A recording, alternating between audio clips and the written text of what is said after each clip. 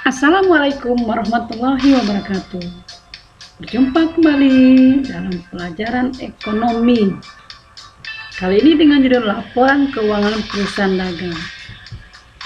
Masih bersama Ibu Marsuti. Sebelum kita belajar, marilah kita berdoa. Berdoa, mulai. Selesai.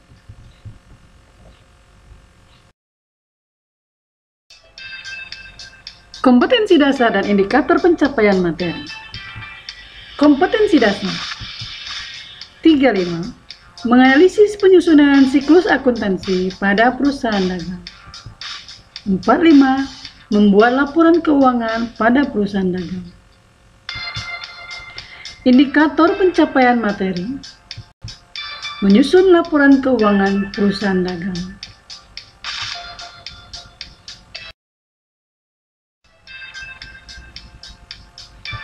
Laporan keuangan, laporan laba rugi, laporan perubahan modal, neraca. 1. Laporan laba rugi adalah laporan keuangan yang menunjukkan keadaan pendapatan dan beban perusahaan. Kedua, laporan perubahan modal merupakan laporan yang menunjukkan adanya perubahan modal dari modal awal menjadi modal akhir. Ketiga, neraca atau balance sheet adalah laporan yang menunjukkan posisi keuangan harta, utang, dan modal perusahaan pada akhir periode.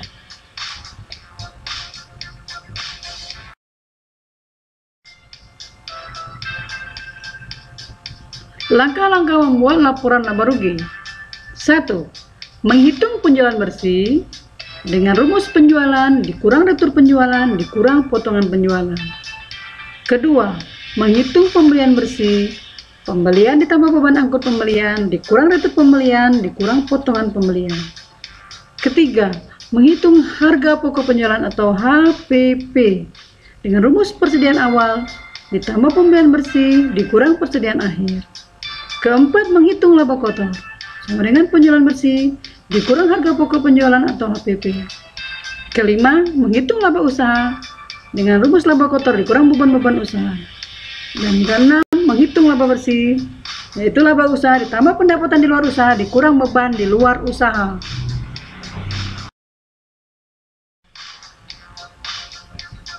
Laporan laba rugi dari kertas kerja dengan metode ikhtisar laba rugi.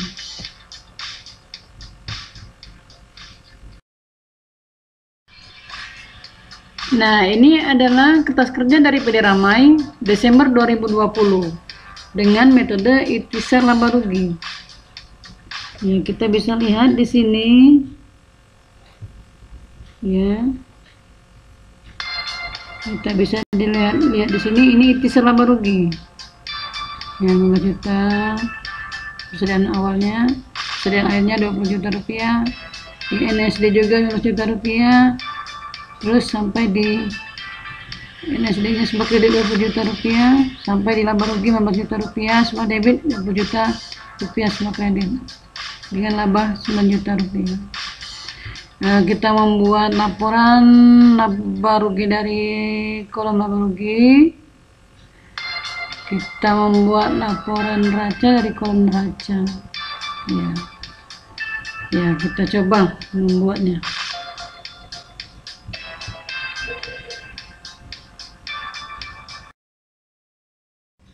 Di sini kita lihat. Pertama kita cari penjualan bersih dulu. Penjualan bersih ini dari penjualan 8 juta rupiah. Terus ada retur penjualan 1 juta dengan potongan penjualan. Ditambahkan. Jadi 1 juta ditambah 100.000. Jadi 1 juta 100.000. Penjualan dikurang dengan retur penjualan dan potongan penjualan, hasilnya adalah penjualan bersih. Di sini adalah penjualan bersih sama dengan penjualan dikurang retur penjualan dikurang potongan penjualan. Jadi 28 juta rupiah dikurang 1 juta rupiah dikurang 100.000 rupiah. Jadi 26.900.000 rupiah. Tuh, untuk penjualan bersih. Sekarang kita lihat, ngitung dulu pembelian bersih. Pembelian bersih, nih pembelian 18 juta rupiah. dari sini, dari pembelian 1 juta rupiah. Terus ada beban angkut pembelian 1 juta, ditambahkan 18 juta ditambah 1 juta rupiah jadi 19 juta rupiah. Terus ada retur pembelian nih 2 juta rupiah, potongan pembelian 200.000. Retur pembelian dengan potongan pembelian dijumlahkan, hasilnya 2.200.000 dikurangkan dengan tadi pembelian ditambah beban angkut tadi. Jadi hasilnya adalah pembelian bersih 16.800.000. Ini rumusnya. Pembelian bersih sama dengan pembelian ditambah beban angkut pembelian dikurang retur pembelian dikurang potongan pembelian. 18 juta rupiah ditambah 1 juta rupiah dikurang 2 juta rupiah dikurang 200.000 rupiah, hasilnya adalah 16.800.000. Terus sini ada menghitung harga pokok penjualan. Sini ada persediaan awal barang dagangan 15 juta, pembelian 18 juta, pembelian tambah beban angkut pembelian 19 juta. Terus tadi retur pembelian yang potong pembelian tadi kan, nah hasilnya pembelian bersih. Persediaan awal ditambah pembelian bersih dikurang persediaan akhir sama dengan harga pokok penjualan. Persediaan awalnya 15 juta rupiah, ditambah pembelian bersih 16.800.000 rupiah dikurang persediaan akhir 20 juta rupiah, jadi hasilnya harga pokok penjualannya 11.800.000.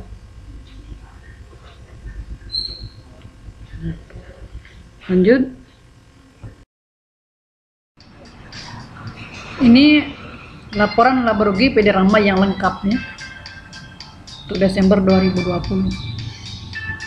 Kita lihat di sini ada penjualan, dikurang retur penjualan, dikurangi potongan penjualan, hasilnya adalah penjualan bersih. Penjualan bersihnya adalah 26.900.000 seperti sudah dijelaskan tadi. Terus di sini ada persediaan awal ditambah pembelian bersih dikurang persediaan akhir, ya, hasilnya adalah harga pokok penjualan. Pembelian bersihnya dari pembelian ditambah beban angkut pembelian dikurang retur pembelian dikurang potongan pembelian. Penjualan bersih dikurangi harga pokok penjualan 26.900.000 dikurangi 11.800.000, hasilnya laba kotor 15.100.000. Terus beban angkut penjualan, beban gaji, beban listrik, beban perlengkapan, beban susunan peralatan, terus dijumlahkan hasilnya 6.100.000. Jadi laba bersihnya adalah 9 juta rupiah. Ini yang lengkap ya.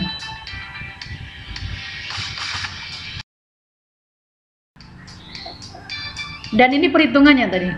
Penjualan bersih itu penjualan bersih, penjualan dikurangi retur penjualan dikurangi potongan penjualan 8 juta rupiah dikurangi 1 juta rupiah dikurangi 100.000 rupiah, hasilnya 26.900.000. Pembelian bersih, pembelian tambah beban angkut pembelian dikurangi retur pembelian dikurangi potongan pembelian. Pembelian bersihnya pembelian 18 juta ditambah 1 juta rupiah dikurangi 2 juta rupiah retur pembelian dikurangi potongan pembelian 200.000, jadi pembelian bersihnya 16.800.000 rupiah. Terus harga pokok penjualannya persediaan awal ditambah pembelian bersih dikurang persediaan akhir. Persediaan awal 15 juta rupiah, pembelian bersih dari sini 16.800.000, persediaan akhirnya 20 juta. Jadi harga pokok penjualannya adalah 11.800.000. Terus laba kotor penjualan bersih dikurang harga pokok penjualan atau HPP. Nah, penjualan bersihnya adalah 26.900.000, HPP-nya harga pokok penjualannya 11.800.000, jadi laba kotornya 26.900.000 dikurang 11.800.000 rupiah, jadi hasilnya 15.100.000 rupiah. Sedangkan laba bersihnya, laba kotor dikurangi beban-beban usaha. Laba kotornya 15.100.000 rupiah, beban-bebannya tadi 6.100.000 rupiah, maka laba bersihnya adalah 9 juta rupiah.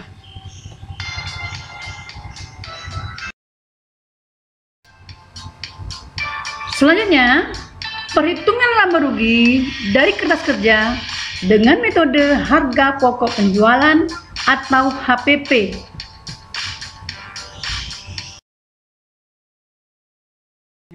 Ini kertas kerjanya ada metode HPP, harga pokok penjualan. Seperti kita tahu ya, kalau di metode HPP di sini pembeliannya kan habis di sini.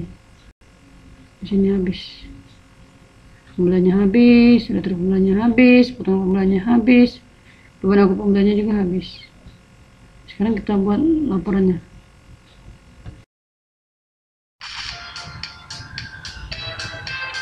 Laporan laba rugi PD Ramai Desember 2020. Kita lihat di sini.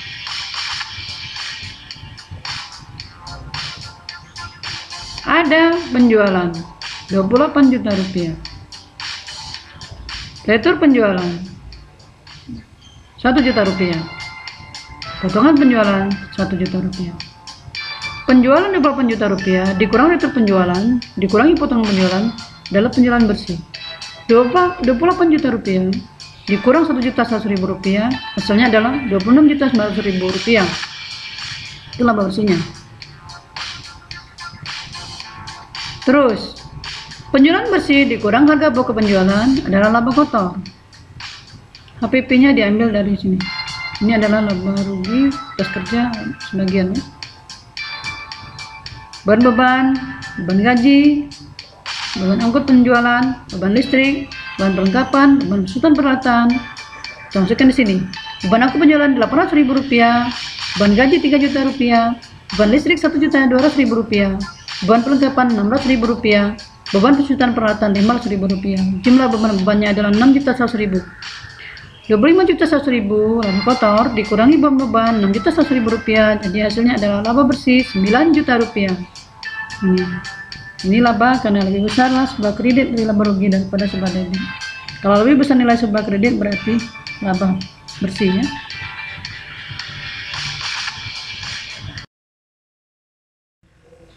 Selanjutnya PD Ramai laporan laba rugi hasilnya seperti ini. Ya, penjualan 28 juta, retur penjualan 1 juta, potongan penjualan ditambahkan 28 juta dikurangi retur penjualan potongan penjualan 1.100.000, penjualan bersihnya 26.900.000. Jadi ada harga pokok penjualan tadi 11.800.000, penjualan bersih dikurang harga pokok penjualan jadi laba kotor 25.100.000 dikurangi beban, laba bersihnya 9 juta. Nah, ini kalau untuk laporan perubahan modal. Ada modal awal 34 juta rupiah. Ini nah. Laba bersihnya tadi 9 juta. Ditambahkan modal awal tambah laba bersih. Jadi 34 juta rupiah ditambah 9 juta rupiah jadi 43 juta rupiah. Price-nya ada 1.500.000. 43 juta rupiah dikurang 1.500.000 jadi 42.500.000. Ini untuk laporan perubahan modal. Ya, modal awal ditambah laba bersih dikurang price sama dengan modal akhir. Itu rumusnya. 34 juta rupiah ditambah laba bersih 9 juta rupiah dikurang price 1.500.000 jadi modal akhirnya 42.500.000.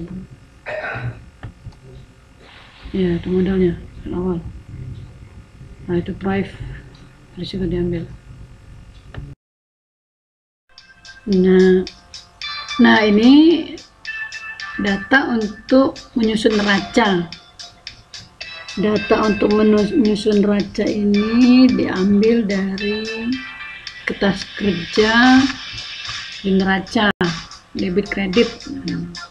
Di sini ada 111 kas sebuah debit 30 juta rupiah, 112 piutang dagang sebuah debit 2.400.000 rupiah, 113 perlengkapan 1.400.000 rupiah, 121 peralatan 5 juta rupiah, 122 persediaan barang dagang 20 juta rupiah. Nah, terus ada 211 utang dagang sebuah kredit 15.800.000 rupiah. Nah, kalau untuk modalnya nanti bukan modal ini lagi dimasukkan, tapi sudah modal akhir ya dari laporan perubahan modal. Tuh, itu prepare tidak lagi. Nah, ini ada utang gaji 1 juta rupiah, kredit akumulasi besutan peralatan. Nah, kita akan melihatnya dalam laporan neraca. Inilah laporan neraca PD Ramai bulan Desember 2020. Nah, kita lihat di sini ada aktiva sebelah kiri dengan pasiva sebelah kanan. Di sini di aktiva ada harta lancar. Harta lancarnya kas 30 juta rupiah. Piutang dagang 2.400.000 rupiah. Perlengkapan 1.400.000 rupiah. Persediaan barang dagang 20 juta rupiah. Persediaan barang dagang akhir kan. Jumlah harta lancarnya 53.800.000. Nah, harta tetapnya ada peralatan 5 juta rupiah. Akumulasi penyusutan peralatannya ada 500.000 rupiah. Nilai buku peralatan jadi 5 juta dikurang 500.000 jadi 4.500.000. Maka jumlah harta tetapnya 4.500.000. Jumlah harta atau aktifanya harta lancar ditambah harta tetap 53.800.000 ditambah 4.500.000 jadi 59.300.000. Nah, ini aktifanya. Nah, terus yang pasiva ada utang dagang 15.800.000, ada utang gaji 1 juta rupiah, jumlah utangnya 16.800.000. Modalnya modal lahir 42.500.000. Di jumlah pasivanya jumlah utang ditambah modal 16.800.000 ditambah 42.500.000 jadi jumlah pasivanya 59.300.000. Karena ini neraca, maka aktiva dengan pasiva itu harus sama jumlahnya. Harta dengan harta sama dengan utang tambah modal, atau aktiva sama dengan pasiva sama-sama 59.300.000.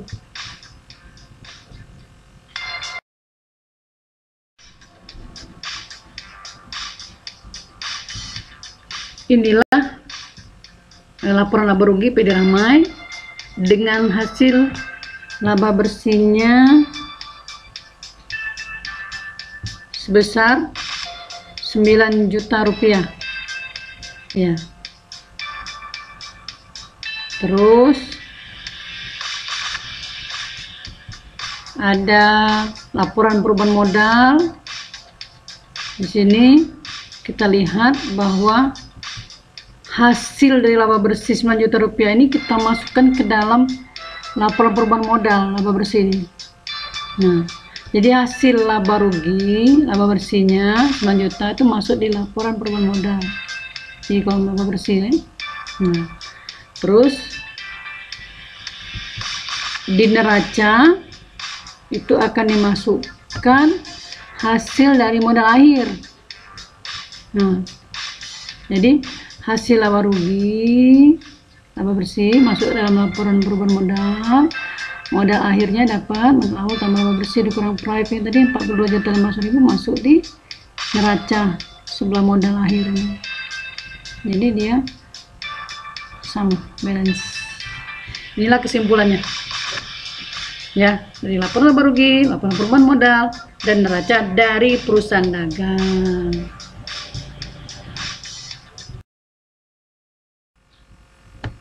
Ya, sampai di sini dulu. Terima kasih. Mudah-mudahan bisa dipahami. Wabillahi taufiq wal hidayah. Wassalamualaikum warahmatullahi wabarakatuh.